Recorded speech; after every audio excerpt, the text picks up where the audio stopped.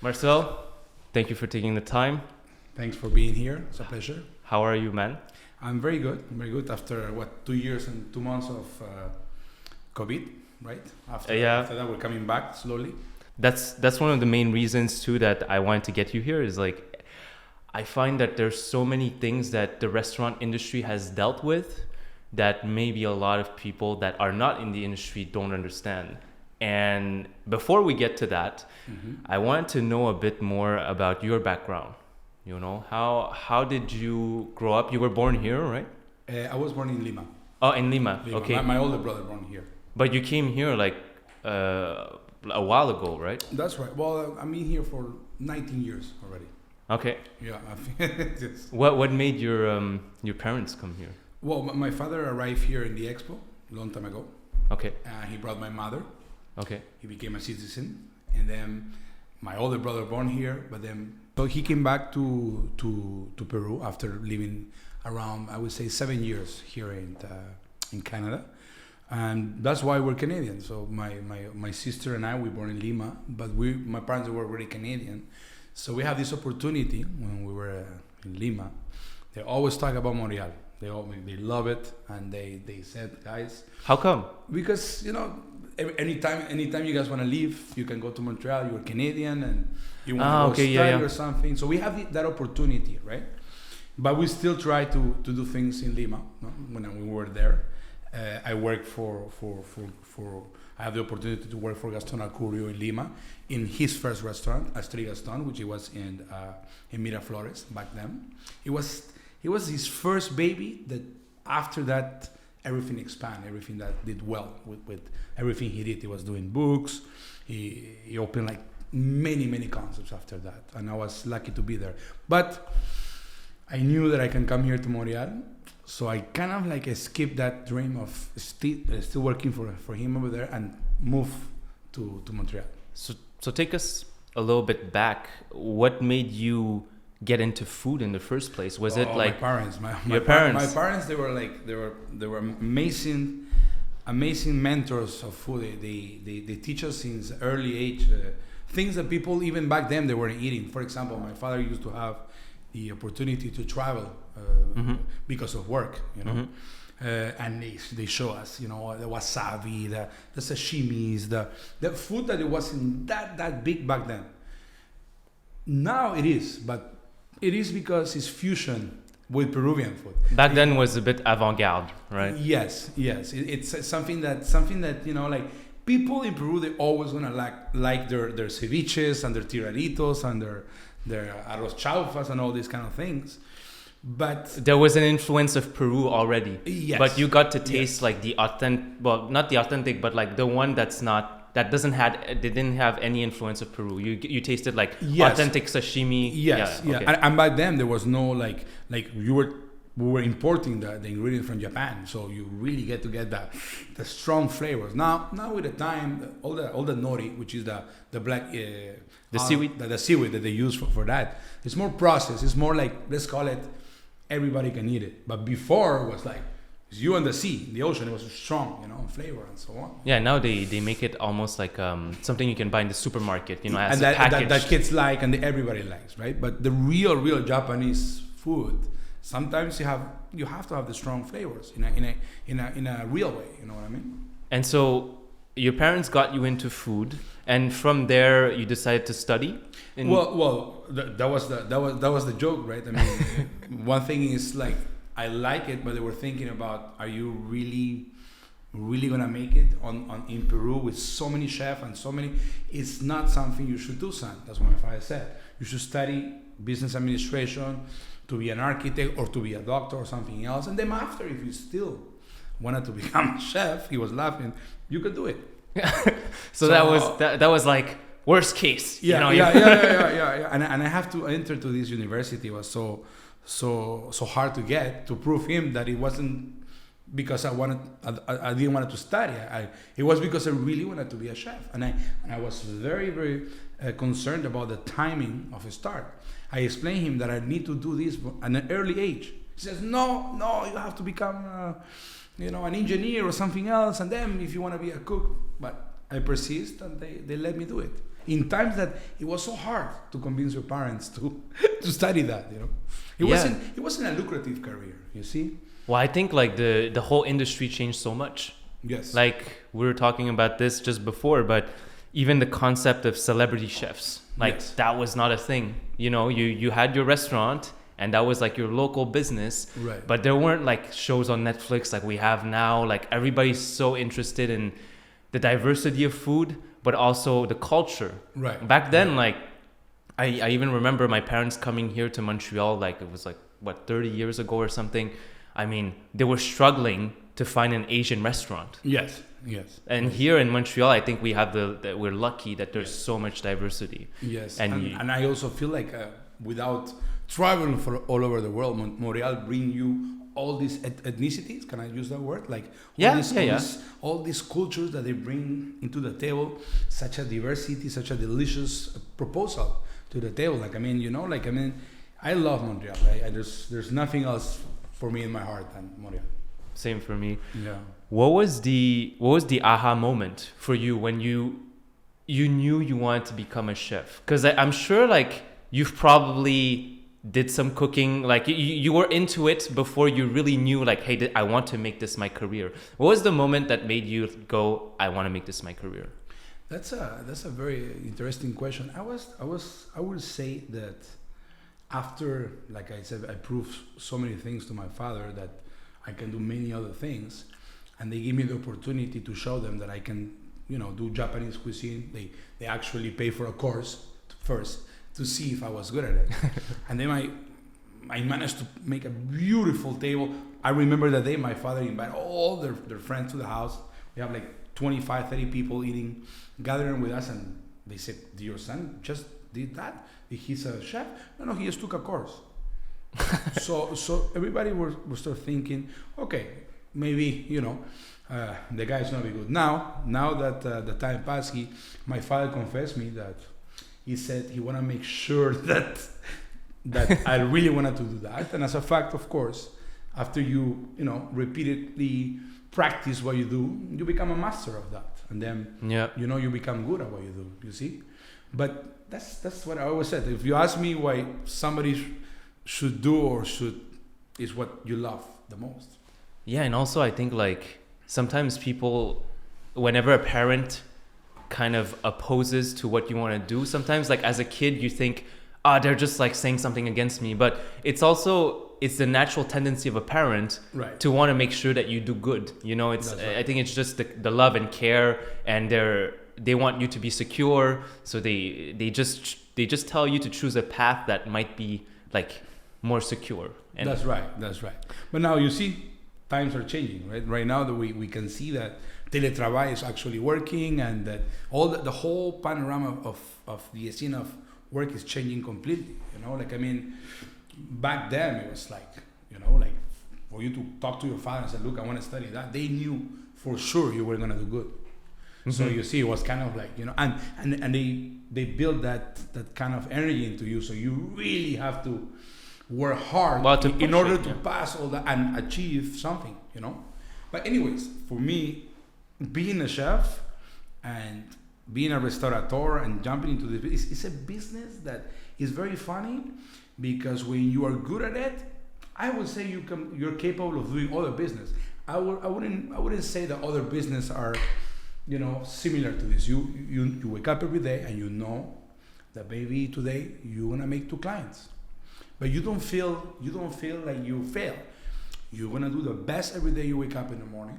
And you're gonna make sure to guide the boat with all the team, because it's a teamwork, this kind of business. It's not, the success is not just the chef, it's not my business partner, the success is a teamwork of a group of people. But what I'm saying is, when we do the best, some days we're gonna have less clients than other days. But after all, it's a year business. I see it in a year. Yeah. I see how good we prepare the year and how many events that we took, and then we put all the energy into this, and we feel great every day. It's not like you can sit down and say, I made it. No, for sure not. And that's what I like. So sometimes people said to me, oh, you are in the restaurant business. Oh, it's tough. I said, not for us, because we know what we're doing and we love what we do. Yeah, I actually, you know, it's all business have their you know, the pros and cons. Exactly, yeah. You know and the thing is that at the end of the day, I feel like I've been in the restaurant industry, you know, not that long compared to you, you know, but dealing with, you know, restaurant clients, hotel clients, bar clients, I've gotten to know so much about the industry. And also I've gotten to fall in love with the industry because you're so close to the consumer. Yes. You know, I think that's the beauty of it. Like, yes. like to open a restaurant and to see someone sit down inside your restaurant and enjoy a meal and really have a great experience. I think like that's a priceless thing. Even though it's so hard, everything is very hard. Like when you see someone coming out and being like, wow, that was amazing. Yes. I had a good meal with my family. It pays off the whole day. It's exactly that. I think also I wanted to talk about this because I think that pandemic, it showed us something very interesting. Before pandemic, people were like making reservations, were just like, you know, like don't showing off and so on. It wasn't important. It was just something that is there, a service that is there, and they can do reservation in 4 restaurants, cancel in 3, and go at the last minute. I think that now people take more conscience about that who we are. You see, we don't transform ingredients. We don't buy fish at $100 and we charge $120. We sell an experience where we make sure that you get that energy from us, and then that day you really, really, really enjoy the whole theater. For me, it's a whole theater that we're doing to please these clients when they arrive to the door, and we make sure they have the best ingredients, they have a good night. So this pandemic, it makes them realize also they were cleaning dishes at home, they were tired of ordering at home. So I think that this is the time for people to really understand who we are and what we do. Yeah. You know, it was a serious business. In US, it represents $1.3 trillion business. That the restaurant, it wasn't just a little business, you know. It was something huge, you know.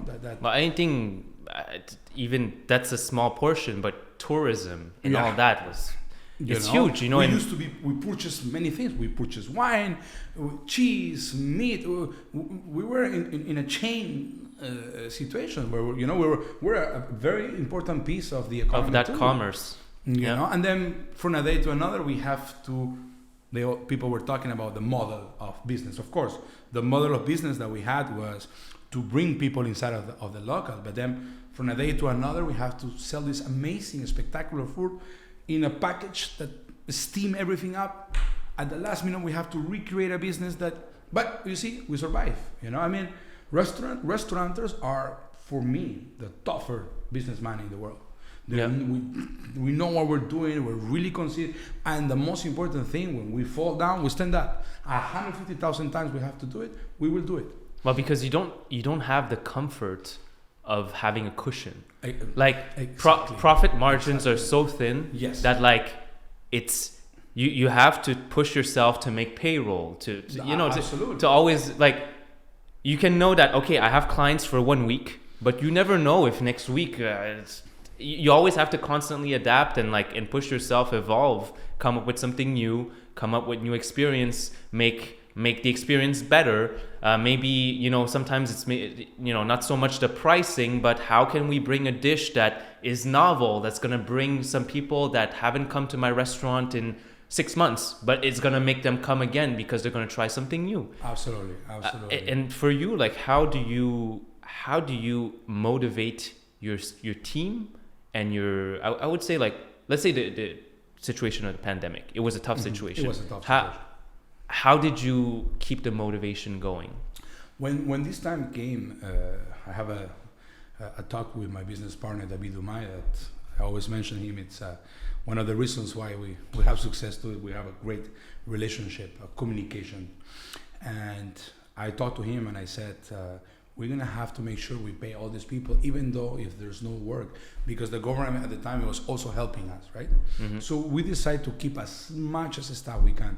We knew that after the pandemic, people will redirect their careers and do something else, and probably we're going to lose staff.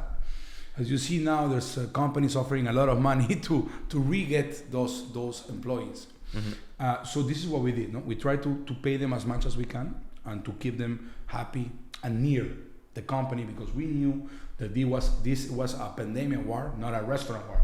This was something to be with there's not enough hospitals, not enough, vaccines and so on. They needed to figure it out. But us, we needed to stay there still.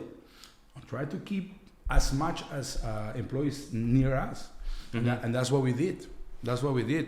We were very organized in our economy as much as we can, but you have to understand that I was more sorry about the hotels, right, than the restaurants itself, because at least we couldn't sell stuff, right? The hotels, they were like shut down, and airports were clubs. It wasn't just restaurants, but how do I motivate my staff? It's something it's a very interesting question. I will say this: I don't want to create followers. I want to create leaders. That's my answer to your question. I want to make sure that they know and they feel for real, not as a manipulation, for real, that we have an education for them. You see, if the person who gets paid to do something I want them to do, he just come to our enterprise and he just move a box from a place to another and he mix this and that, and it's just that, he will be bored to stay with us. So I always believe on seniority. If somebody stays long enough with us in the company, that person is going to become the sous chef, is going to become a chef, is going to become somebody important for us. We do not get anybody new from the outside and put them on top. This is rule number 1. Rule number 2, we provide them with everything they need. If we have to pay for education or anything they're missing, if it's wine or they need anything, we will provide them with that, knowing that at any moment they can be stole from us. And when I mean stole from us, means maybe another person from another enterprise paying $1 more or $2 more to bring them with them and take them from us. In that scenario, my answer to that is I'm very happy for them. I let them go. My heart will be broke, but I want to make sure that when they leave, they know that we provide them with everything we could. So when they realize in the other place the grass is not greener, like they always say, they come back and I take them back. But when I take them back, I make sure that they stay with us for longer this time. Because if they came back, it's because they realize they have a good organization. Everything was organized in a way that they provide them a better place of work. And of course, before pandemic, we were paying insurance to everybody. I used to have insurance, dental insurance, massage, and everything that they deserve, because it's a human work. You see, it's very taxing on the body. Yes. But I used to be an employee before. Yeah, exactly. So you understand. Other people, and I know how they milk the cow, and I know how they were like pushing as much to make money for what. There's a moment where you make so much money that you cannot take it to the grave. You see, my vision, the most important thing of this is to continue opening many places that have a meaning for us, not just to make money. We won't open in our company anything just to make money, just to take that local. Everything that we open, first of all, it has to have a meaning. I didn't came to this country to do a tartar place to compete with. No, I am Peruvian and I'm very happy to be in Montreal. And all I'm going to do is a Peruvian with Montreal, Peruvian Italian, Peruvian-Chinese, Peruvian, and that's how I'm going to keep myself. And I will try to keep around all these people that they're learning from us, but also we're learning from them. So I don't believe that we have always the right to know everything. I'm learning every day too. And I think this is a discipline that makes you learn from other people too. And as a fact, I think we should always create leaders. And there's a relationship of respect, because all your employees know that you've been through that. You've been in the industry. You've done, you've been a cook, like working with, top chefs and everybody goes through that journey. And so when you talk to them, they know that there's a legitimacy behind it. 100%. You're not just a leader saying, "Oh, do this." No. But that's exactly what you said is very interesting, right? These people who said this and that, they're investors. You see, look at the difference between a restaurateur and somebody who just have money and want to invest. Most of the time, because the money is there, people take these investors and they have a commentary. They talk and they have an opinion. It's not just money. It's an opinion. And that sometimes that opinion, when it enters the enterprise, it can ruin everything. Relationships, and it can ruin. A chef can quit. Maybe your best waiter can quit just because this person have the right to talk like that and pass all the direction of a restaurant. I saw it many times, Martin. Many times. I saw it many times. So if you ask me how to make a good restaurant, it's very important that everybody who is there, they are restaurateurs. They're people who knows about restaurants. It's not just money. You see, money doesn't make things. You need a team. You need a structure. And that structure has to be taken care properly. Even if you're an investor, they should be silent partners. Means people, if they don't know nothing about restaurants, my advice would be to just come and sit down and eat and say thanks. And wait for the percentage. Because an opinion of a person who doesn't know how to run a restaurant, it could be very dangerous for the business.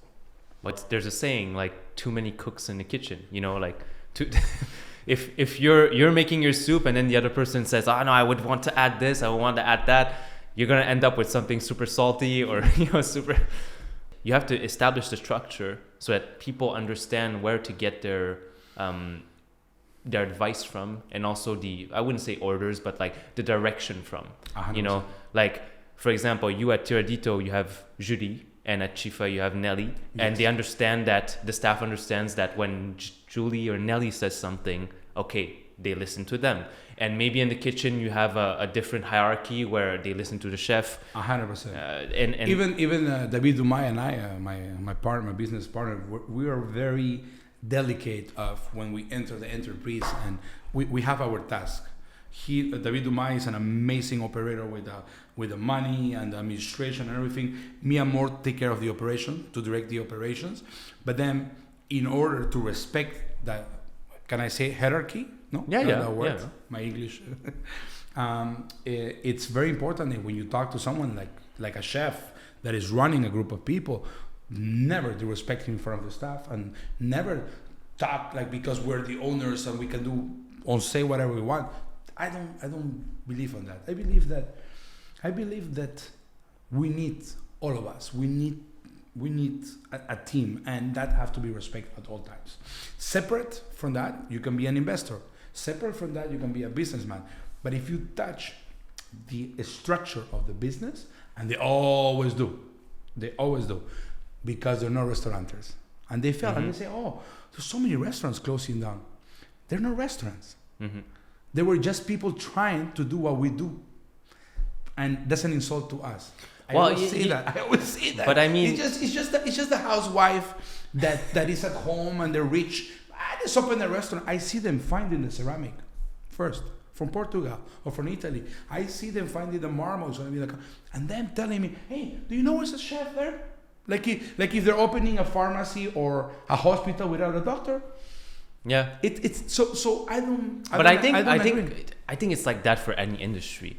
Like people, I think like when something's hot, okay, people want to get in. Yeah, you know, it's in the same way that, I don't know, like let's say we're talking about cryptocurrencies. Like all of a sudden, everyone's an investor, right? You know, like in the same way, like sometimes they see, the tourism in Montreal is going so well. I see this restaurant's busy. It would be cool to have my restaurant. And sometimes people think like that, and they have money. They're like, I want to open a restaurant, you know?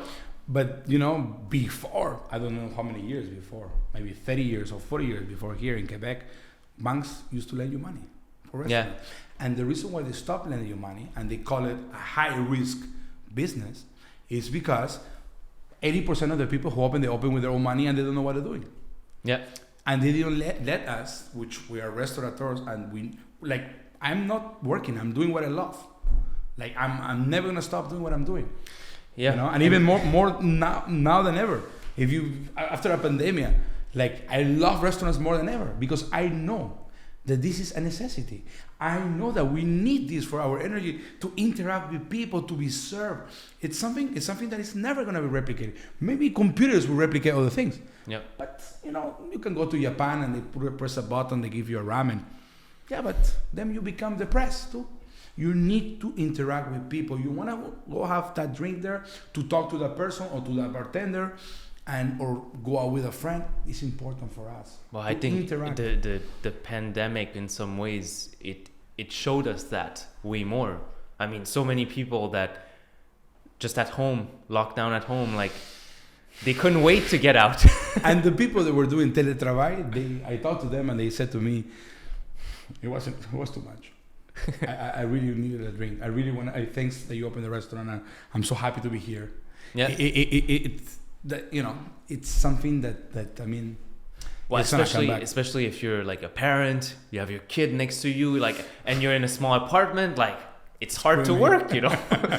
Like, but at least we're in a stage now where things are definitely, you know, hopefully moving towards a positive side. And also, I think it also taught us a lot in the restaurant industry. I think it taught a lot about how important it is to build different platforms. Yes. For people to order on, like a takeout and delivery. Yes. I think, you know, even at Chifa, Tiradito, we never really developed that. But like at a certain point, we're like, hey, we need to get on this. Like, you guys were really quick to. Something that happened, and I know you know that part of me, which is I am a chef, but I'm a businessman. And when I knew that I have to do takeout, in my head, I already had the numbers in my head, and I knew we weren't in New York. Mm-hmm. We weren't in Lima with millions of people, right?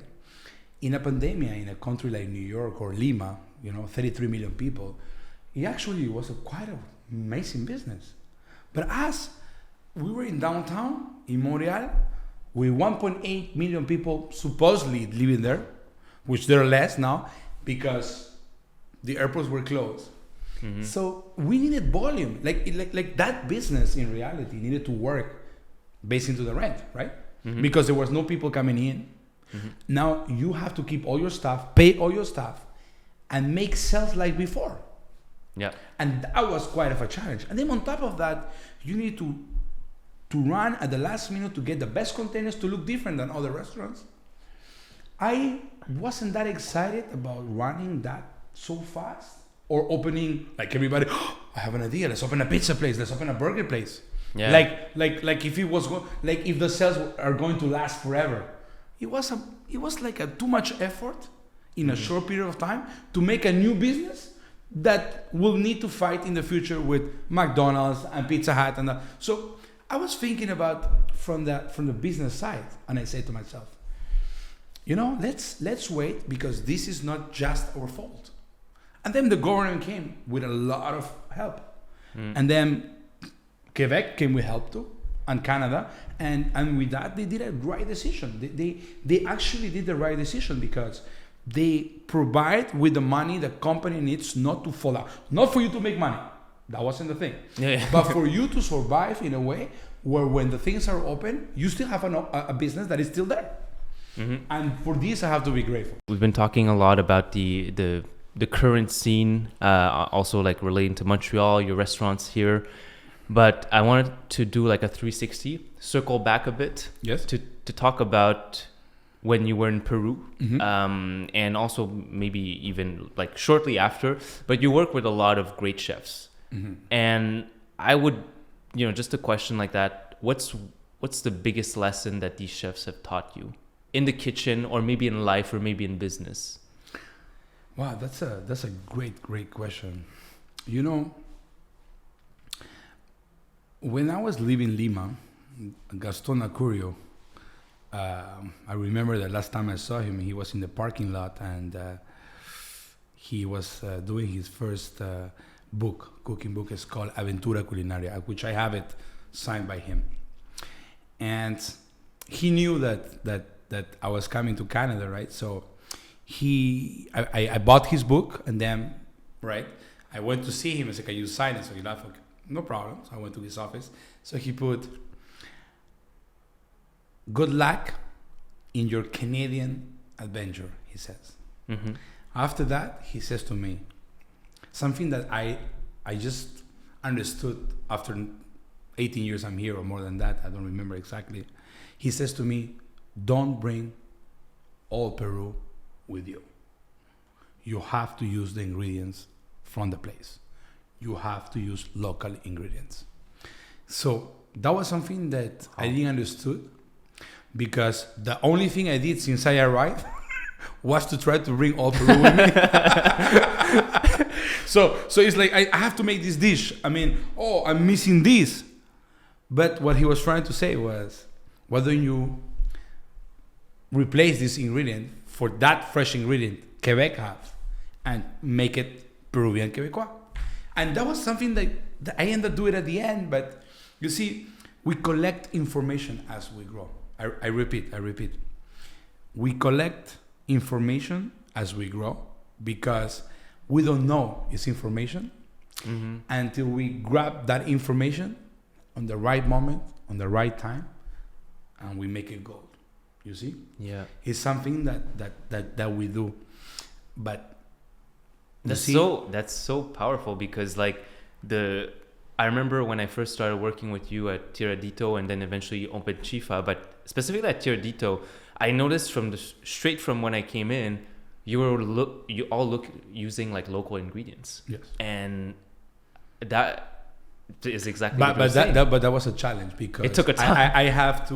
I have to, let's call it, insult my own culture, my Peruvian followers and so on. But then at the end of many times coming back, they understood that I'm going to grab fresh local from here, or fresh mushrooms from Quebec, and do a ceviche with it. And why not? And they're going to say like, we don't have this in Peru. It's like, yeah, but we're in Quebec, you see? Exactly. And I'm going to use the ingredients in order to bring all these diamonds, I call them, all the pleuro, the lobster mushroom, giro, all these mushrooms that Quebec have, and you can make amazing things with that. You can use the base of any culture and make anything happen. You know what I mean? And Peru is such a biodiverse place. Like, honestly, I just knew this from. Honestly, I'm really not that experienced with like Peruvian food, but I've gotten to know more about it through you, and also a bit of Netflix. Thank you, Netflix. But the fact that you guys have you have the Pacific, you have the Amazonian forest, we have all the weathers. Yeah, you have all the weathers, all the fruits from different areas. So it's awesome. And from all Latin America, not just because I'm Peruvian, we're not allowed to use any chemical.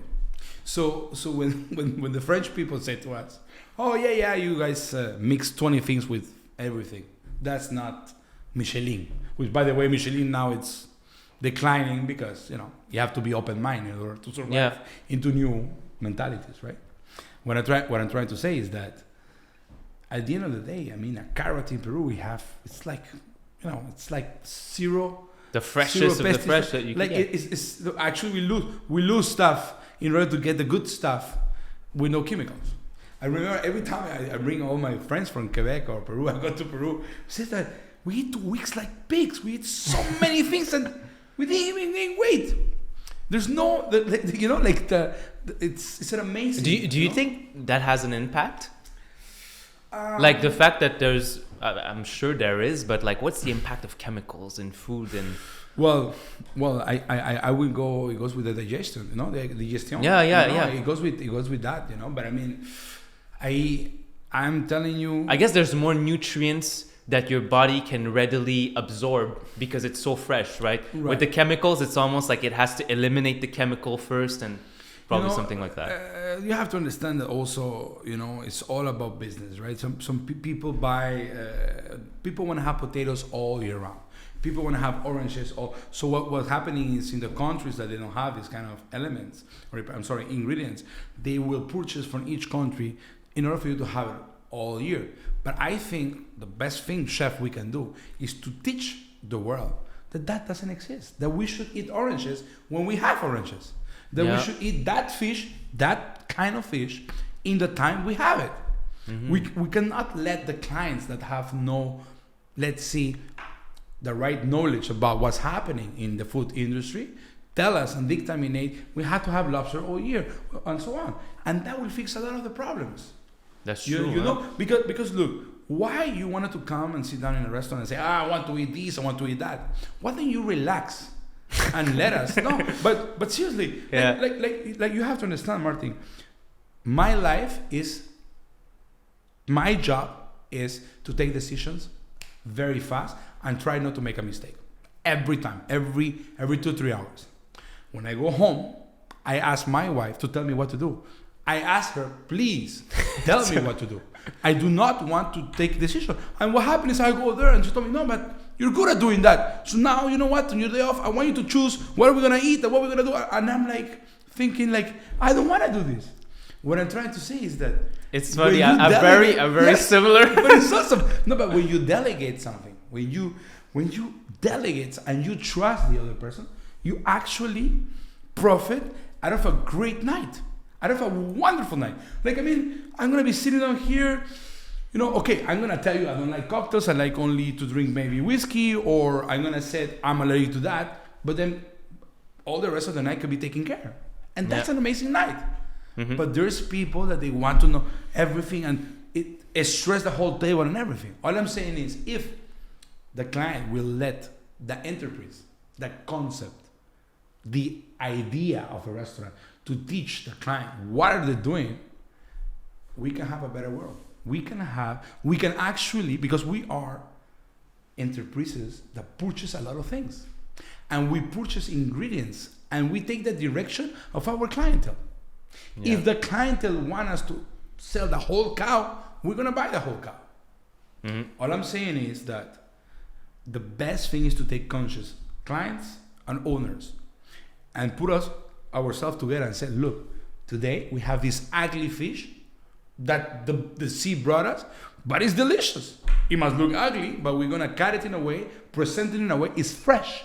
Yeah. It is a fresh fish that we catch. And but I think if you put a name onto what you want before hunting it, you create mafia. You create problems. You create companies that they have to inject money in order for a product to continue coming, and we break the chain. Yeah, it's complicated. It's complicated, and there's so many elements involved. That's why, like, it's so hard to turn around the habits of people. Like, but I think we're going in a good direction, though. Yes. Because I feel like more and more people, when they go to a restaurant, like, they're willing to have an experience. Yes. Of like, hey, here's a 7-course whatever menu. You want. You know what? Please take carte blanche. Like, go for it. Like, after and that comes from the first conversation we have, which is like, now people realize that it was a theater. It wasn't just us transforming food.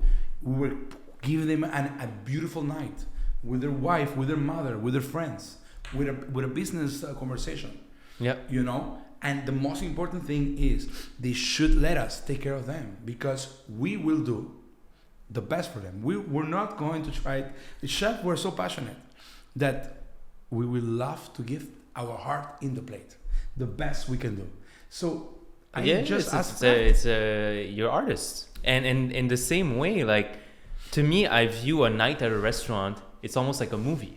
When you're saying some people try to control what's on the menu, hey, I want the lobster, I want that. It's like it's like you're trying to control the movie. Like, just watch the movie and enjoy it, you know. And you have a certain way of, I know, like you're plating every time I take photos. It's beautiful plating, very very nice. You're an amazing photographer too. Thank you. I've learned a lot from you. Oh, thanks. How do you balance being artistic, but also being, you know, a business person? Because at the end of the day, like, you can make the most beautiful dish of all time with the best ingredients you will ever find, but then that dish is going to cost, like, you know, $60 for like a piece of, I don't know. How do you balance all of that? I heard this chef that I admire. I like him a lot, and you will see him on future projects. His name is Giacomo Bocchio. Okay. And I saw him in one of his he have TV shows in Peru, and he does certain things. And he said this beautiful thing that, you know, he's younger than me, and, you know, we always learn from everybody. He says that for a chef to make a delicious, simple dish is taking a huge risk to lose it all. Mm-hmm. It means that a chef that decides to make a delicious plate that is so simple is actually being very brave, rather than just making a plate with dots and flowers and something beautiful that when you look at it, it looks like a piece of art, but then when you taste it, it's kind of like well, it was beautiful when I saw it, but then the taste looked like the flowers and the thing. This plate doesn't make sense to me. But in the other hand, you make a simple, clean-cut plate, minimalist, I call it, and tastes spectacular. But maybe the presentation wasn't good. So to go back to your question, very important, is this. Don't let the ego ruin the business. That's my answer. Do not let your ego as a chef ruin the business. It means that plate has to be profitable. That plate has to be consistent. That plate has to be all over the time the same. And in order for you to achieve that, you have to bring down the ego, talk to the numbers, and stay focused to make sure that business does well before your ego kills the whole enterprise. That's my answer. That's beautiful. Yeah, it makes a lot of sense. Clear. No, it makes a lot of sense. And like, I think like talking to a lot of chefs, what I've realized there's almost a parallel with maybe painting. Let's say you're doing realism kind of very detailed painting, and then like impressionism and all that stuff, and then eventually you just go into like something that's more Picasso-esque, right? Like abstract. It's abstract, and it becomes simpler, but it's almost like you went through there to come back down to something that's simple, but it tastes beautiful, like you're saying. Yes. Like obviously you can choose both paths, right? But I think you need to know where you're going. And if you go the path where you want everything to always look beautiful and with all the flowers and everything, that doesn't exist. It's kind of like, like when you would have to be there all the time. Like, I just want to say something. Maybe it's not gonna, when I met my wife, I saw her in the morning, and she didn't need makeup. She was beautiful just the way she was, and that's how a dish has to be. If it's fake, you shouldn't serve that dish. That's my. I don't know if it makes sense. It came in a right where there is people that sometimes they need too much in order to get into a level that after that the whole thing it compromises the beginning of the idea of the plate and everything. But once again, very hard to make a simple dish that can stay on the menu and can be delicious at all times. But that's why you have to work harder. It's very easy to pimp it up, put some dots and make some it look sparkles. Beautiful. Yes, but then once again, the same goes with it. Spanish food, for example. Spanish food is something I love with all my heart, and it's so simple. Gambas al ajillo, like the paella. It's a simple, but it have to be, because it's so simple, perfect. And you see, perfect is hard to do. Yeah, well, there's a lot of with your restaurant like Chifa, Peruvian-Chinese. I think even Chinese food, there's a lot of like technique, and there's a lot of technique. But when you look at the dish when it's served, it might not be the most like wow, like. You used to talk about a subject I want to talk about today. It's, do you ever hear about Chino-Latino? No, I haven't. Okay, so we are, and let's hope that it's a dream for me and an honor to invite him to Chifa at our local. We're actually talking to him. This is I can talk about it. It's through my friend Giacomo Bocchio, and we would like to invite him to make a night with us. You may see it all over the Netflix with Anthony Bourdain. Okay. Actually,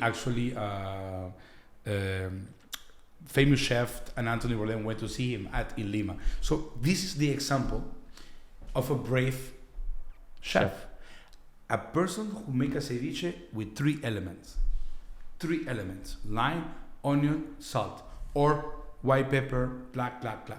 What I'm trying to say is like, when you see his plates are so simple, when you taste them, you taste the technique, you taste the flavor, you taste so much of the stuff that you say to yourself, what am I doing? Putting flowers and the flowers cost the same thing as the fish, for Christ's sake. I'm sorry, I'm just saying. Yeah. And at the end of the day, simplicity, perfection, minimalism, and abstract. If you can put all this in a blender, wow, those are the restaurants I would like to own. You see? Yeah. Because if not, people get tired. I understand that some people believe that you should change the menu every day, that you should bring this new plate. But most of the time people want to say, I went to that place and they have this amazing prosciutto de pato at Florecado, for example, and it's delicious. Or they have this amazing macro on top of a breast. And I want to go, hey, but you know what? I'm going to bring my friend Pedro to eat to that place, and I want to make sure that he tries. And then you go on, oh, sorry, we change the menu every day. So then what is the sequence of events? What is that building that restaurant? That's what if I change the menu, I change it like, but I think 20%.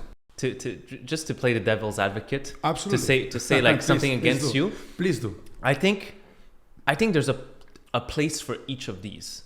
Like if you want to make a restaurant where you change the menu every day, yes, go for it. But me, I will do it like that.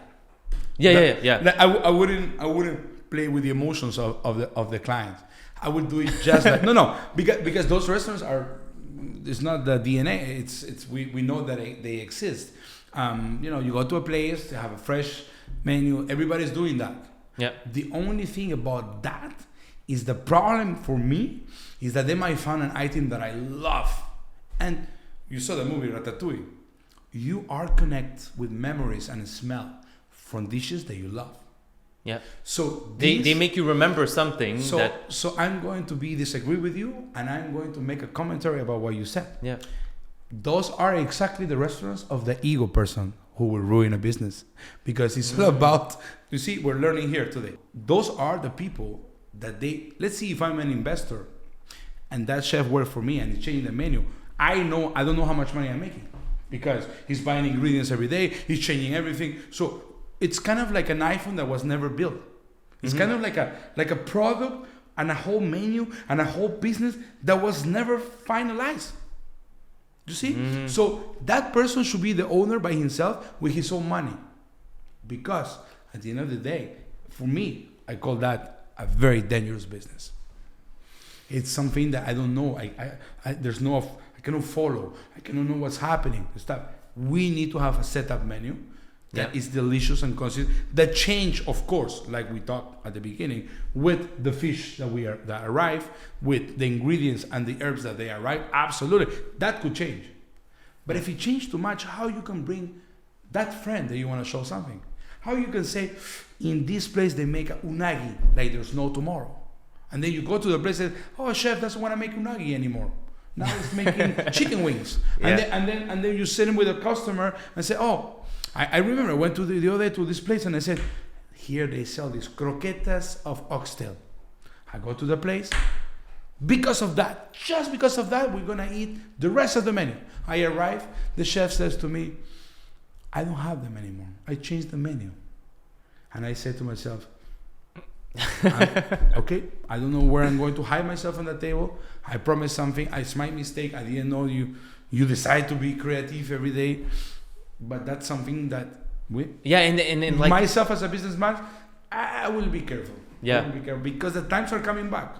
The time of our parents are coming back. Like the fashion, the way restaurants are, it's kind of like a circle that comes back. Oh my God! Right? Like right? Yeah. It's like the more I look at fashion now, the more I'm just like, my God, it's exactly what it was like 40 years ago. That like you can just go around and wear like a really large T-shirt and just don't care, and like it's fashion, you know? Yeah. And like 10 years ago, it was really skinny. Everything, like everything, you know what I mean? Like now it's oversized. Because there's only so many ways you can do it. Yes. Yeah, it's the same thing with like a restaurant. Like at the core of it, a restaurant is about hospitality. 100%. Hospitality is, and that. You cannot teach it. I don't believe you can teach it to a degree, but you can't. The people that really have hospitality in their blood, like for example, you come to my place, for sure, I'm going to ask you, hey, can I serve you something to drink? You need a glass of water. Do you need a glass of water? But that comes natural to me. There's some people, it doesn't come natural to, It's like they should do other things. Exactly. Engineer or like architecture, Honestly, like I think everybody has what they should be doing. But the beautiful thing is that, I think we both found what we love doing. 100%. And that's why like sometimes when people, even me, like even though I have a marketing agency, digital, like some people know that in Montreal it's actually really hard. There's a lot of competition. 100%. But then people are like, "Why did you go into that? There's so much competition." I'm like, I don't. Because you love what you do. I'm not even looking at that. Like that's the thing. Like I work with the people I love working with. Right. That's it. Like same thing with your restaurant. Are you like looking like every night? Like what is this restaurant doing? You're serving your clients, and that's it. No. I like it's very important for me to know what's happening on the city. Absolutely, in a way of the trending, and things like that. I guess like people who sell clothes will check on that, and they do certain marketing and so on. But me, I referred too much about this book I wrote, and everybody wrote it, of course, Steve Jobs. Yeah, and he says something very interesting. He says, "I'm not going to lose time doing a marketing study about what I'm going to do." What I'm doing, nobody does it. Just to make sure that we are faithful to this conversation, to make sure that my vision is the correct one and you understand it is, what I'm trying to say is that I want to make sure that what I create with David Dumais and Schmidt and all the team, Julie, Nelly, Sebastian, name it, Martin, everybody around us that make this place real. It was a place that everybody can share the tips, that everybody makes money with us, that everybody have an insurance, that everybody does well. And in return for that, they will stick around with us. And we can continue opening concepts. The food must be different, but the structure of happiness, and I repeat, the structure of happiness have to be the same. They have to know that we care about them for real, and we do. Mm-hmm. They have to know that everything that we will build is going to be for them to be happy and have a wonderful time serving people, but also knowing they can take a day off. Also knowing that because the times are changed. Well, also knowing that you got their back. I think that's the key thing. It's just I think that's one of the reasons why some of the people they stick around, and then and other people's they want to learn. Some of them they want to come and learn and then leave. Yeah.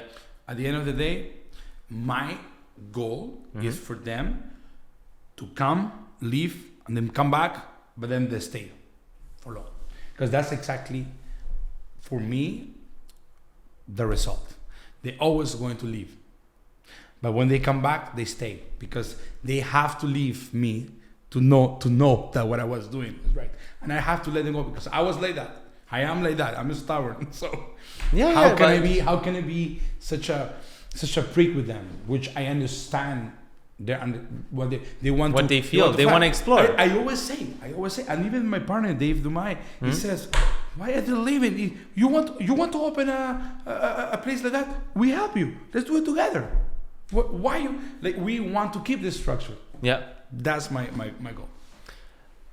And that's a beautiful thing, and I think the people feel it. I feel it. Like when I go into your restaurant, like sometimes we had these special nights where you were doing a Chifa special night where you're doing an anticucho night, or like even at Tiradito's one time, like you invited Yutaka, Chef Yutaka. You made those Nikkei nights. Like, oh my god, the plating was beautiful.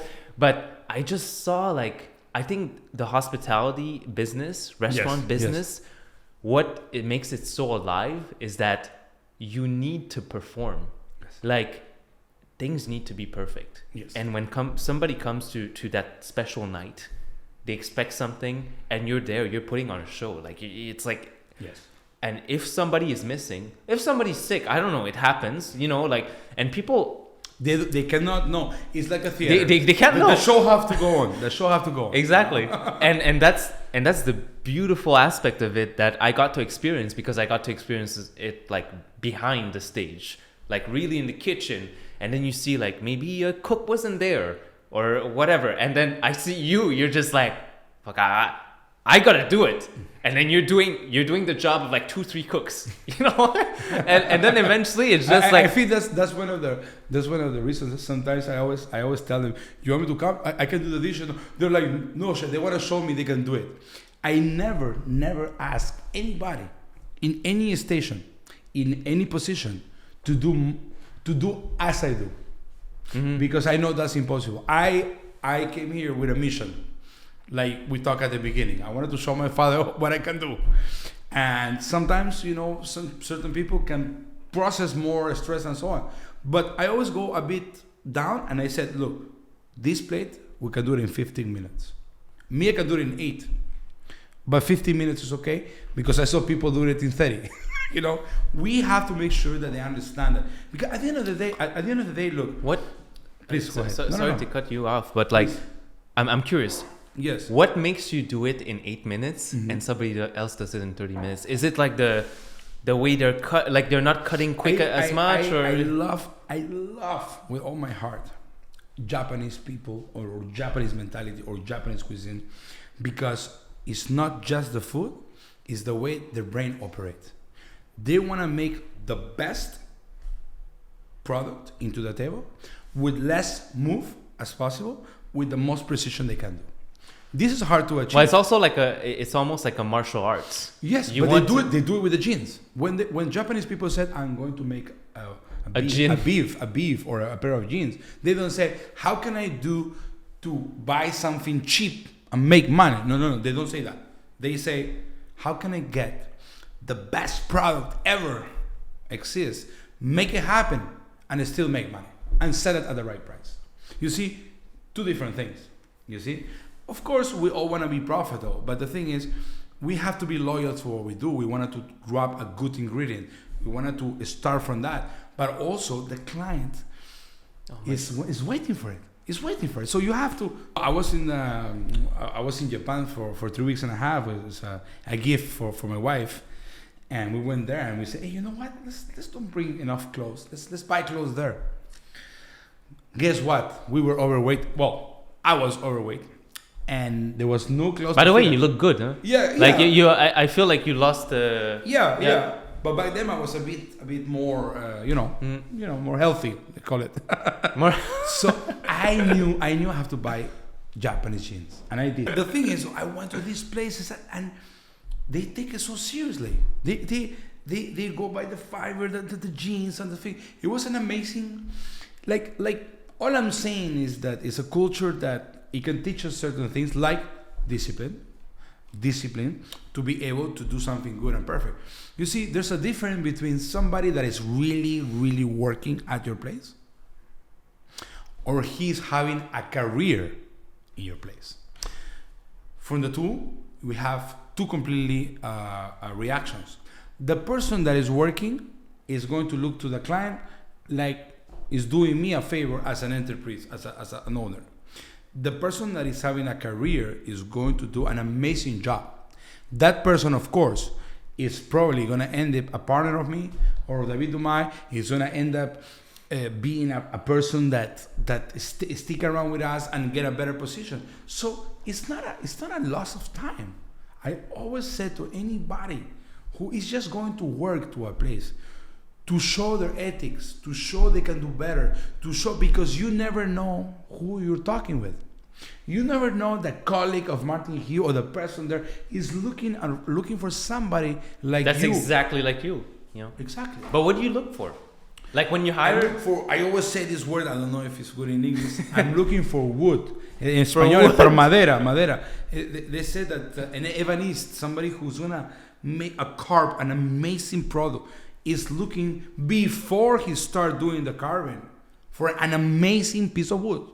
Ah, okay. So in my vision, in my culture, in my expressions, I said, yo busco por la buena madera, for a good, that I see, doesn't matter. You don't have to be the smartest, you don't have to be, you wanted to be the person who's willing to do a good job and stuff. And I always do. You can talk to Julie, to Nelly. I always going to take care of anybody who can prove to our enterprise that he wants to do better. Mm-hmm.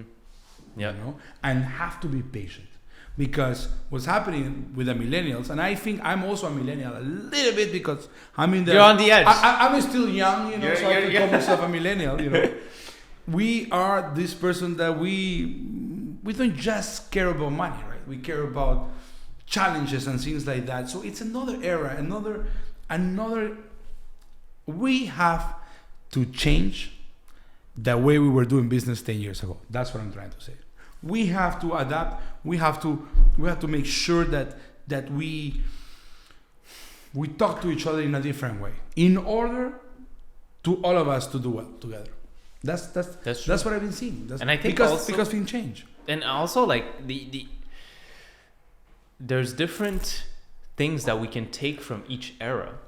Like I think as millennials, me myself being a millennial, I think we're always chasing the next shiny object, right? It's always like, oh yeah, there's always another better thing. Next. But we also have to think like, hey, what do I really want? And who do I associate myself with? Like if I'm working with this person, I really love this person. Let's keep doing things with that person. And that's what I love from the old mentality, is that it was about relationships. It was about local. Everybody knew like the local barber shop or the local bread maker, And I think there was a beauty to that because there was respect, and there was also the fact that like you knew that person was always going to deliver on what they were going to do. Yeah. Where now I feel like because we're so much like chameleons, like anybody can change careers in a night, like it's like but then you lose all. Yeah, you lose everything. All the stairs that you built. Like I'm not agree with that. You see? Exactly. I have this person who still works for us, and he says to me and says, I don't understand why are you telling me this. And I said, what do you mean?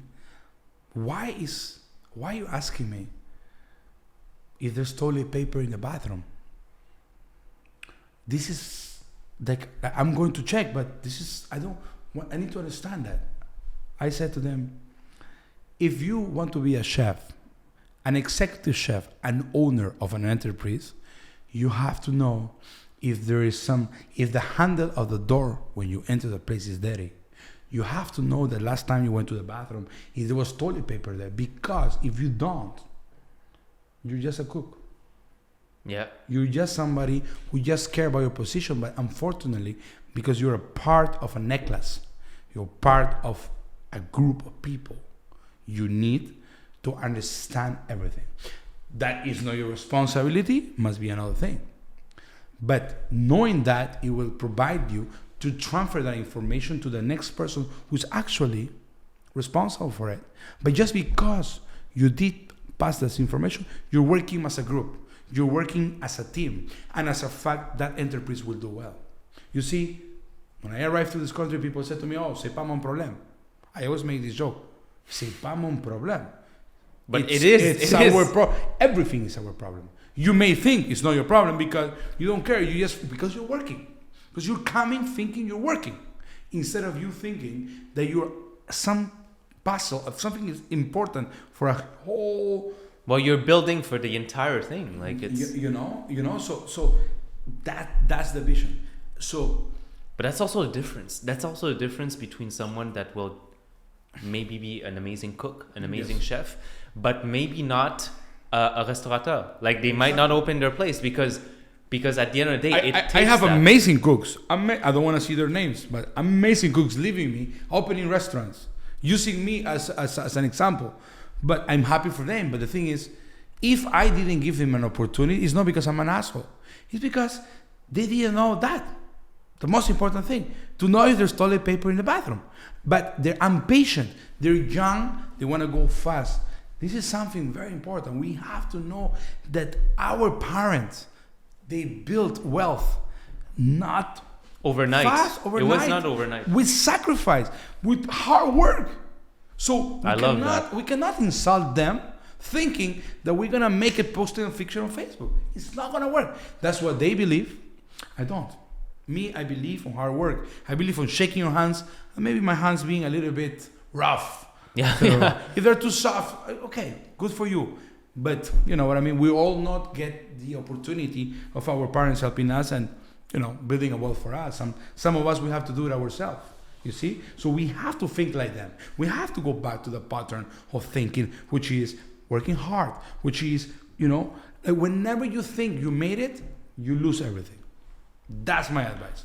We have to continue. After all, that's for me. That's the rule of life. You know, when you're making it, and when you're all over the news, and that's when you actually have to work harder.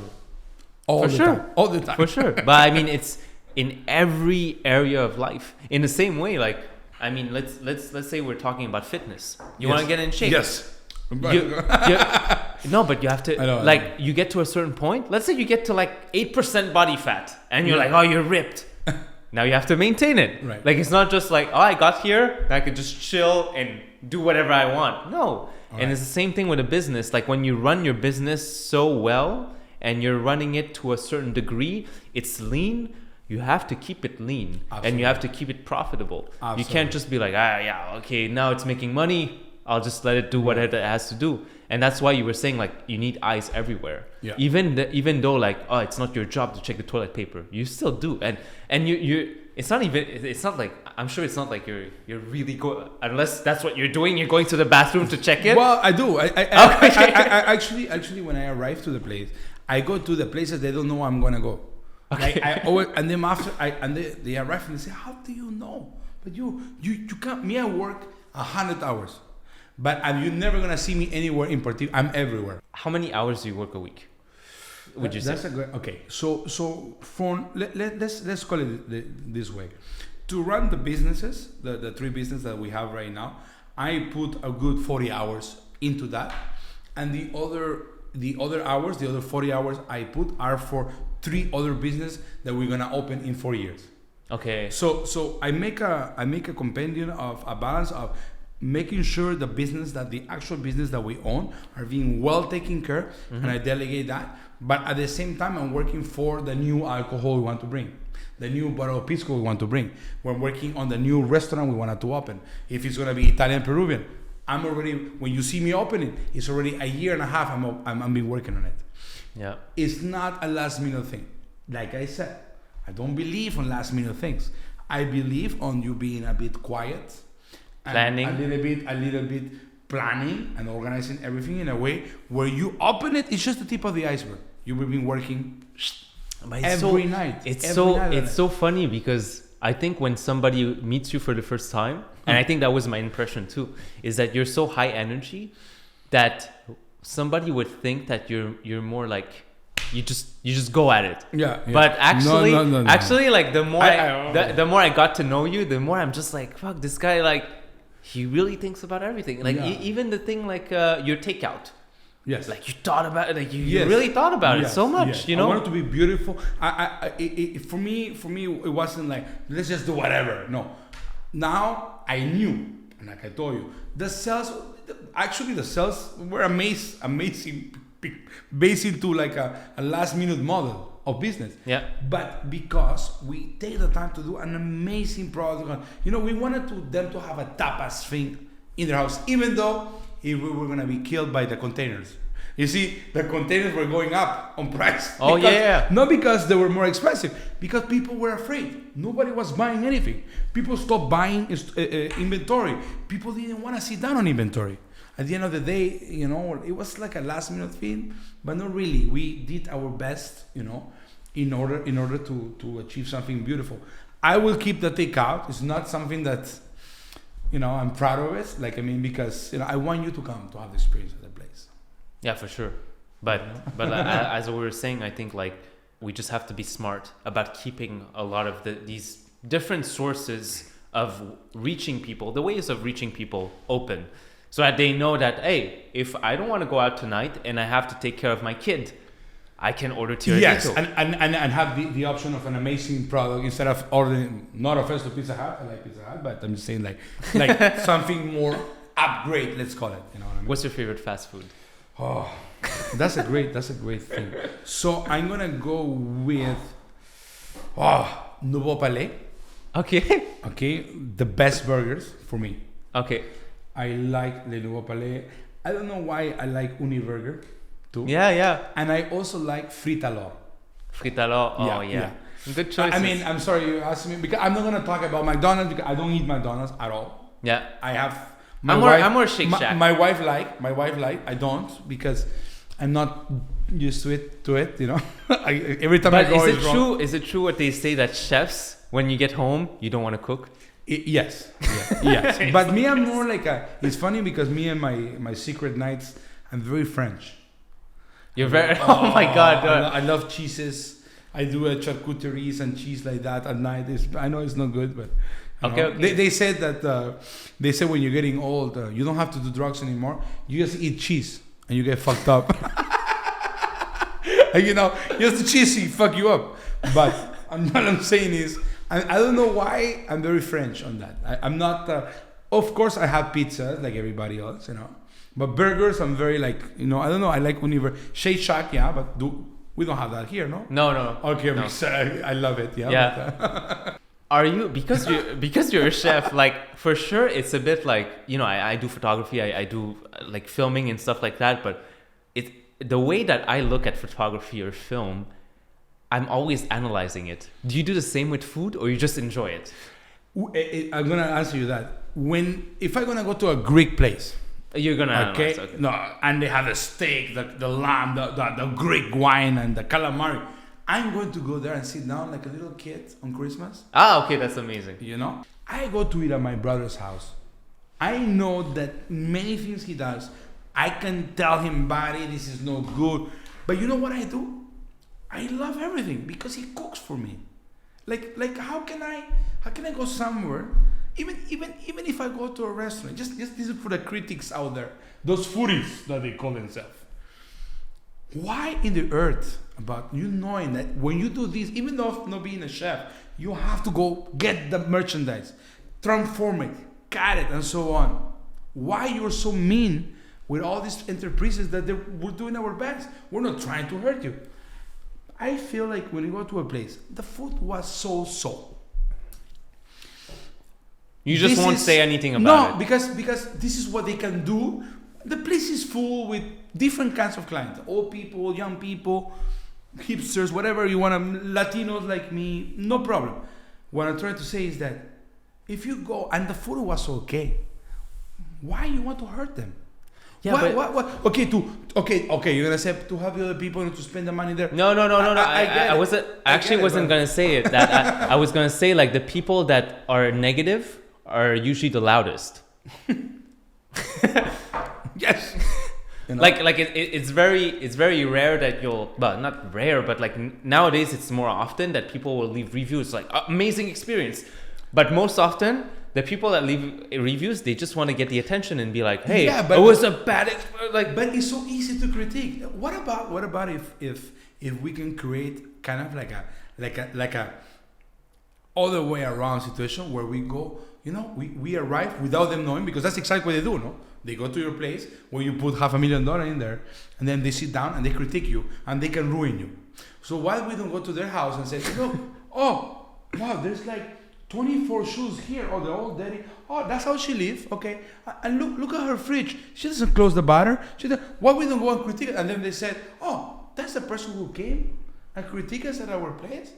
But that's easy to critique. It's a joke. Yeah. All I'm saying is, I think we have to have that empathy.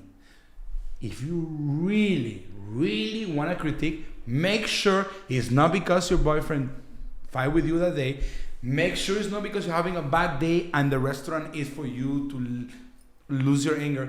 Make sure that you're taking the right decision, because sometimes there is a really constructive thing, and those ones, they don't come in the news. These ones, they come inside a hiding box directly to the owners and says, listen, you guys are humans.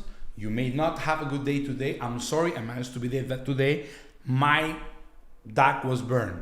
Please, this happened that day and the staff, you should do better. But anyways, the service was good. People do that. Yeah. And those are an amazing human being, because those are the ones who really, really help you. And those are the ones that the restaurants actually take in consideration. Because if you put as a title, I went there, it sucks. Is there something wrong with you in your life, in your personal life? If maybe your boyfriend doesn't love you anymore? I want to think that there's something worse than just the restaurant itself. Yeah, but also they have... We're not psychiatrists. They have incentives to do that, because what's better? Like, oh, good restaurant you should go to, or my God, I went to this restaurant, I had the worst experience ever. Yeah, you know, like people click on, oh, it was the worst experience ever. What happened? You know, scandal. Like, you know, people like that. Like I don't know, man. You know, it has to be relax. You have to. You go to a place. You let the experience. Order whatever is on the menu, because by the way, now it's very hard to find ingredients. So it's not like you're gonna go there and make the whole stuff work for you. Because that's another thing. Like, I mean, you know, why you do that? Like, why people would do that? Like, I mean, we create a menu for a reason. We put enough spice for a reason. Yeah, the funniest, we're not a hospital. We're not a hospital. The funniest thing is like when someone comes to a restaurant and they're like, it's a Japanese, like for example, Flaikado. I don't eat raw food. They'll come there. Like I've heard this. They'll come there and they'll be like, you have any dumplings? And I'll just be like, no. Okay, you mean gyoza? No. You mean gyoza because Japanese? Now you become in a controversy of who made the dumplings with culture. Is that what you mean? No, but it's just about like if it's not on the menu, it's not on the menu. Exactly. And also like, let's say we serve sakes or Japanese whiskey. And then a person will ask, like, do you have a Macallan? Do you have no? Do you have like some I don't know, like Jack Daniels or something? And I'm just like, no, we don't. Double wood. And right. And I think like consumers have to be more aware of that. It's just we're in an age where we have access to so much information. Yes. So much of other people's culture. And we have to make an effort, and myself included. Like when I go to for my birthday, actually, my girlfriend brought me to an amazing restaurant, which was, what was the restaurant's name, by the way? The fish restaurant. Helena. Oh, Helena. Nice. Portuguese. Yeah, nice. The Portuguese restaurant. I Oh my God. Very nice. Very good. Amazing. But with the view. No, it was it was on McGill. Nice. It was downstairs, but back in like a very nice decor of room. Good quality of fish. Good quality of fish. Good, but I mean, I don't know anything about Portuguese food. But you wanted to discover. Exactly, and I was just and literally what we asked them is just like give us an experience and beautiful experience. And, absolutely. And that's what it is. I don't come in there and be like, hey, I want some sashimi. You know what I mean? Like it's just like, no, this is Portuguese food. These people they have a problem, and why is our job to fix this? You know, I mean, you know, we prepare ourselves to give the best experience, and at the end of the day, you know, some people, you know, want other things and we cannot get, you know. And you're very calculated and smart about how you did your business, which is you open your 3 business right next to each other. Yeah.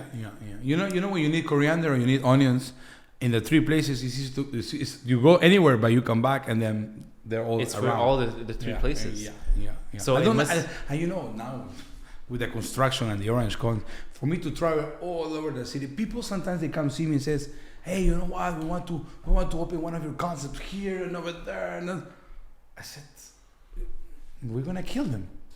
I don't want to have enough. It's very important. I need to say this. I don't believe in a small city, in a beautiful city, but it's small, to make 100 or 10 of each concept. It's not. That's something about I like Quebec. You have to have your place, Floricado. Keep it like that. Keep it unique. You don't need to make franchise of that. You know, this is more for America and places that have millions of people. I understand. There's no other way. Yeah. Because you said to yourself, look, I'm making that much money. If I move these, like, you know, into the other neighborhood, I'm gonna sell the same amount and that. And okay. Would you ever be open to like possibly launch a Tiradito or a Chifa like in the US or something, or no? Absolutely, but not. I wouldn't do inside of Quebec 10. I will do one in Toronto, one in Toronto, one in Vancouver, like that, but not in the same, because it will be like, you know, and of course, in order for that to work, what I will do will be like, let's say my partner and I, we will take less, and we will take care of the people that are. They have to be very well paid. If not, I wouldn't do it. I remember one thing about one of the chefs I worked for. He used to say, if if I'm doing something, if I'm moving to do this, that chef have to get paid well. Everybody around have to get paid well. Because if not, you're not doing nothing. You're just moving a problem to a place where, like, you have to take care of the people.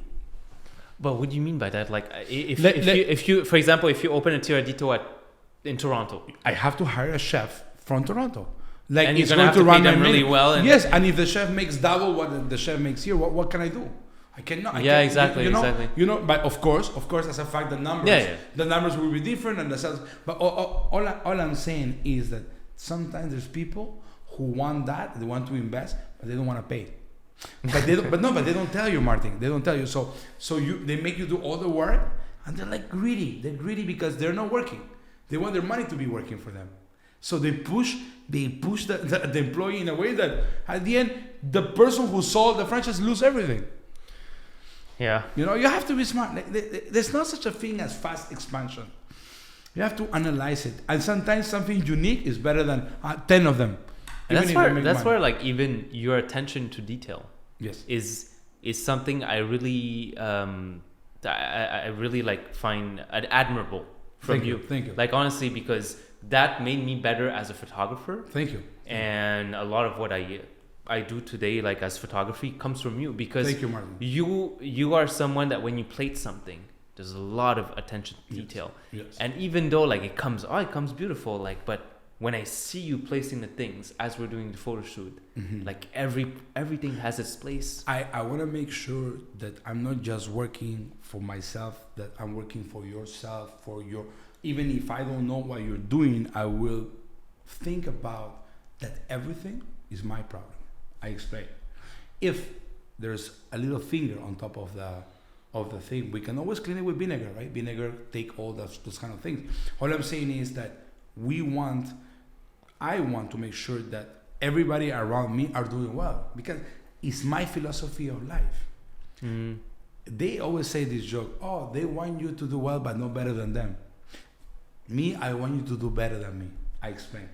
Because as a fact, I will also do well. Yeah, for sure. I explain.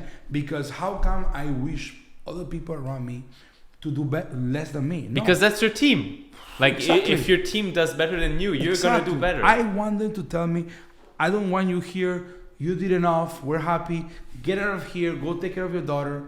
That's what I want. But I'm going to continue working so hard that they continue telling me that. I've been in business. I'm younger than you, obviously. Like, and also, like, I've been in business less years than you. But one thing I've learned is that reputation is everything. 100%. And if you do well by your staff, with your team, they are going to talk about you. And it's going to come back to you in one way or another. Even if they leave you, they go to do something else, they're going to be like, hey, my experience at Tiradito was amazing. And it's going to come back to you. It's funny, Martin, you talk about that, because you see, I always say this, and I don't know if you're going to catch it, but I'm going to say it. Reputation, the only way for you to get a good reputation is this way. You have to be correct. Listen to this. With the handyman, with a dishwasher, with a guy on top, with anybody. With the person like watering your plants. Yes, because you see, I see that the young people and everybody, they are nice, but to specific people. To a specific people to get something out of it. Yeah.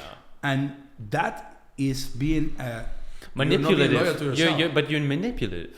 Exactly. But because this is what you think is gonna get you. But the ones that they will help you climb the stairs, the ones that they really will tell you, you deserve me to help you climb the stairs with me, which is happening once in a while, not all the time. You really always have to work hard. It's because he knows that you have those values, and because he see that you can really be correct with everybody.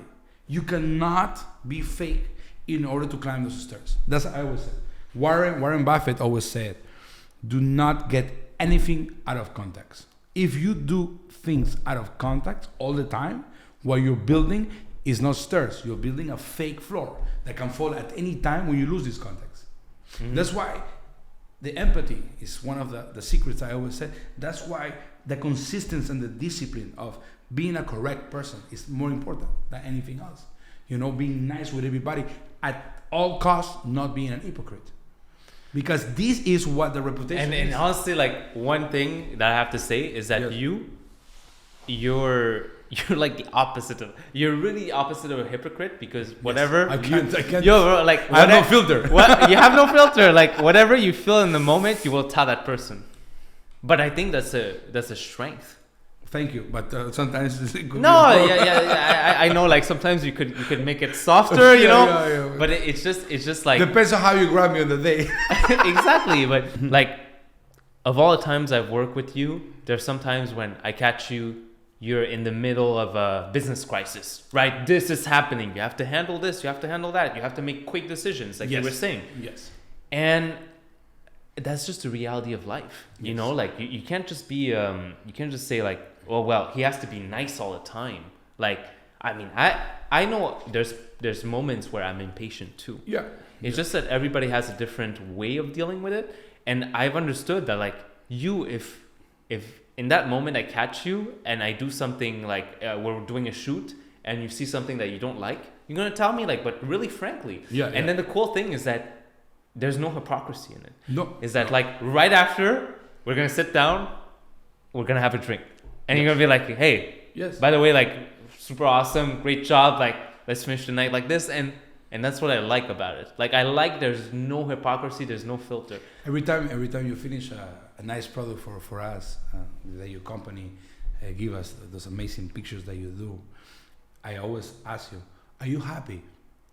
You always do that. And the reason why I ask you that is because if you're not happy, how I'm gonna be happy, right? Like it's part. It means that when I ask somebody, are you happy with what you do? It means for me, you check all the angles, because it's not just the picture. You see, it's everything around. True. Everything, the corner of the picture, the white part of the thing, and then you see that you create an amazing piece of art, which is something extraordinary, and that's why I want to make sure that you're happy. Working with you, it also gave me the kind of discipline to be like, hey, I'm never gonna hand over a work that I am not happy with. Yeah. Because it's a loss of time. But also it goes against what I would. It's like you serving a dish that's like halfway there. Like what, you're gonna serve like a ceviche that's like you, instead of taking 8 minutes, you took 4 minutes, and you're like, here, no. We get in trouble after. No, exactly. But I think that's where the attention to detail comes from, but also the fact that you have a standard and you have a certain you have a standard for yourself that you will keep no matter what, even if someone is looking or not. And I think that's integrity. That's what they call integrity. Yes. It's like you will do the right thing whether someone is watching or not. And there's no cut corners, never. Not cutting corners. Thing, absolutely. Thank you, Mark. I wanna ask you something, like very selfish, because me, I'm not that good of a cook. Okay. I wanna ask you, what's one tip? Final question, final thoughts. What's one tip you can give like someone very regularly? I'm not a cook by any means, but what's a tip you can give to someone to be a better cook? I would say that they have to know that they always one more gap to learn more, one more step to learn more. Like the thing is that we learn something, and some people learn just a bit, and with that they want to make a living. I think that we should be open-minded to try all different kinds of ethnic food and so on. This is something happened to me. You see, even for example, if we talk about Thai people, Thai food, I used to run a Thai restaurant. I realized that I love their food, but they don't want to try other food. Thai people want to eat cheese just like that. They want to eat that. What I'm saying is, in order for you to continue learning, I would like you to go and eat Vietnamese food at 100% the way it is. Italian food, 100% the way. Don't fusion anything first. Try it the way it is. Learn it the way, and then you can start doing your fusion or whatever you want to call it. You can experiment after. Absolutely. So going back to your question is, in order for a cook to become the great cook, you have to know as much as different kinds of cultures correctly done first. The base. Yes. Yes, but understanding, and don't try to mix it right away. Try to understand why there's so many ingredients in the Indian food, in the Thai, in the Vietnamese, in the Cambodian, etc., Chinese, Italian, whatever. And then that's the only way that you will be able to become a better cook. We need perspective. It's like when you've only tasted one or two things or three things or four things, that's all you know. That's all you know. Where you can like, yeah. But was it something that you actively sought out as a chef? You wanted to try so many different things? Another thing, there is chef and there is chef, okay? There is chef what do you that, mean? I explain. There is chef that they are cooks that they learn from other people and they replicate their menu, and then as a moment of circumstances, the owner of the place who puts the money keep the other one who learned the menu from the other one, and then these people call themselves chefs. They're not chefs. We have to understand it. They are kitchen manager. A kitchen manager is a person who replicates the menu of somebody else.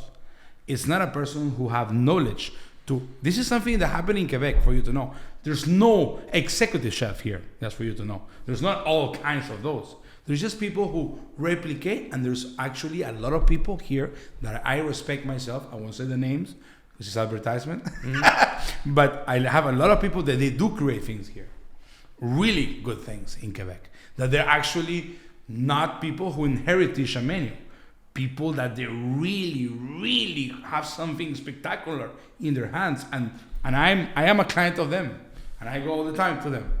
What I'm trying to say is that if you said, oh, I don't like this, oh, I don't like Vietnamese food, oh, I don't eat Chinese food, I don't eat Peruvian food, I just only eat French food or Quebec, you're not a chef. You have to, unfortunately, try everything. You have to try even things you don't like. Mm-hmm. Because even Anthony Bourdain says, which I love Anthony Bourdain, he says, when you go to a house of somebody and he cooks for you, is their heart in their table. You have to taste it. You have to. Now, if it's not of your like, when you taste it, you can only say, I don't like it. But people say, I don't like it before tasting it. Right? So how you can learn how it's like saying you don't like a movie before you watch it. But people does. Like, of course, if you see a kangaroo, you said, I don't like it. But when you taste it, it's delicious. But I mean, same thing with a lot of my friends. They don't eat frog legs. Frog legs, delicious. But people say I don't like it. Yeah, but do you try it? Never. Or eel. Eel. Oh my god, it's delicious. It's delicious. I love eel. It's amazing. You know what I mean? It's something that. But it's just because people have this perception in their head. It's like, oh, this thing that moves like that, I don't want to eat it. But for some reason, they eat salmon. You know, the easy way. But salmon, everybody wants to have the salmon that's very orange. But a salmon, the more color you have, the more fake it is. Like you see, like we live in a world of colors, right? Everything is sold by the color. The orange have to be such a color. The salmon have to be in such a color, and we push the industry to do things for us in order to please us. But salmon have a color, a natural color. It doesn't have to be so bright. I'm talking about everything. Meat. The best meats are not red. They're like when you kill an animal, then you age it. It become like a natural color. All I'm saying is, based on the first conversation we have, is that I wish the world would let us, chefs, teach the world how to eat so we don't destroy the planet. That's all. That's my wish in the future. Let us give us the power, because we study, because we love what we do, to teach us how to eat during the year. To know that we cannot kill the planet to serve you. That's what I would like to, and it's our duty, as long as the client let us, because the clients have so much power of everything they do. You want to buy diamonds, we're going to have problems in the Africa, blood will come out, and then we're going to buy diamonds. If you want to buy salmon all the time, you want to buy flétan all the time, we're going to have problems. You have to let us adapt to the world, you know what I mean? And I know it sounds like a like a talkie and but I think it's the wish of all the chefs in the world. That's a beautiful note to end it on. Yes. I have nothing else to say. Thank you. Thank you so much for your time, Marcel. And your last thought, 1,000%. Let's keep working towards that. And thank you for everything you're doing. Thank you for taking the time. Tonight. Take care. See you. Bye-bye. Thanks so much for tuning into the show. I really hope you enjoyed this episode. And if you did, please consider taking 5, 10, 15 seconds of your time to leave a review on Apple, Spotify, all the other platforms. And if you're watching this on YouTube, consider leaving a comment. That kind of feedback is really helpful for me, and it does help me improve as a creator and get a sense of whether or not you guys are really liking it. So on that note, thanks again, and see you next time.